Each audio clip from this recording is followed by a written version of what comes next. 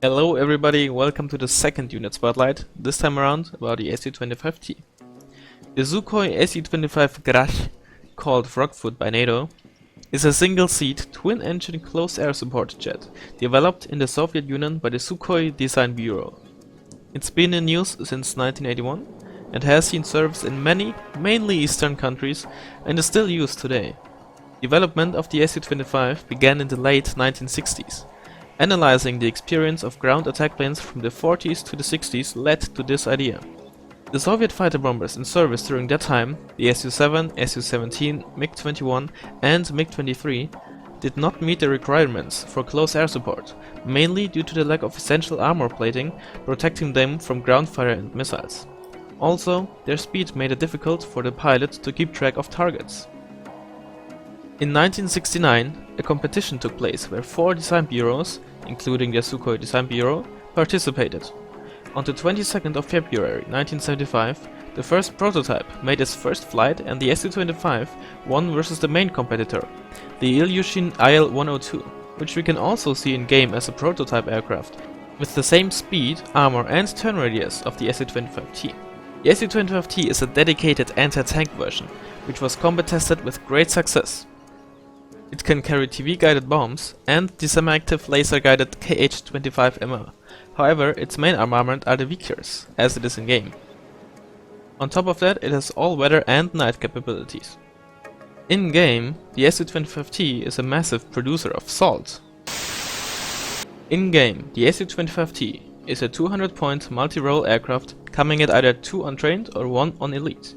It has the GSH-230 with both AP and HE ammunition as its gun, 16 9K121 Vickers anti-tank missiles and 2 R-73A infrared missiles.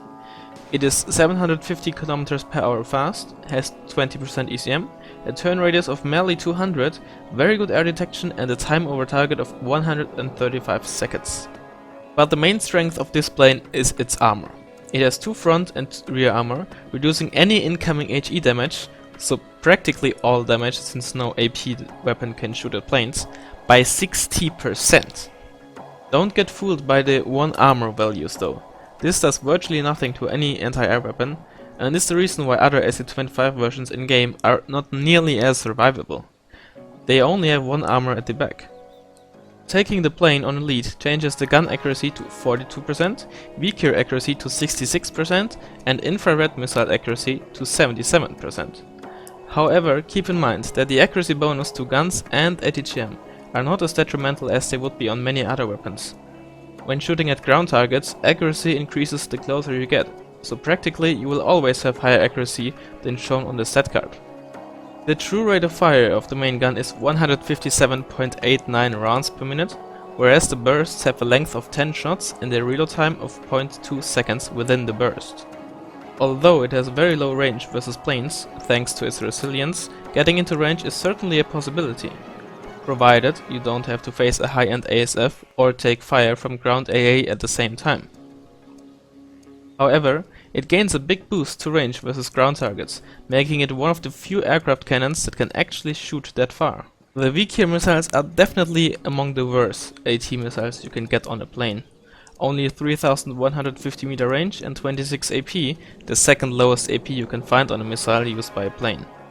With 26 AP, you are able to one-shot anything up to 12 armor, then 2-shot up to 18 armor and 3-shot targets up to 21 armor.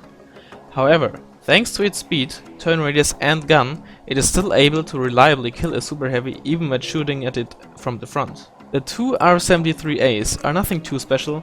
They are among the best infrared missiles you can get, but you just don't buy the Su-25T for those. They are just nice to have. Using the Su-25T can be a bit of a gamble. It can either be a monster and solely decide the outcome of the game, or be a massive loss of points, dying without achieving much at all. It requires a lot of supporting units to be viable, providing your opponent is competent. Optics on the ground to spot targets, including AA, as well as SEAD to eliminate radar AA pieces and artillery to suppress infrared networks, are essential to getting the most out of this unit.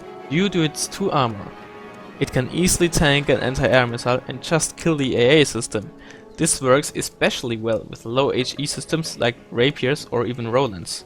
However, you have to be very careful since your plane can get side-shot, as stupid as it sounds, and you can lose your plane to 2 mere stingers. This is why support for it and the knowledge of what your opponent has and can have on the field in terms of AA is crucial. You need to be able to protect it from a possible incoming ASF, and at the same time you should not loiter it too long near the front line unless you know what AA your opponent has on the field.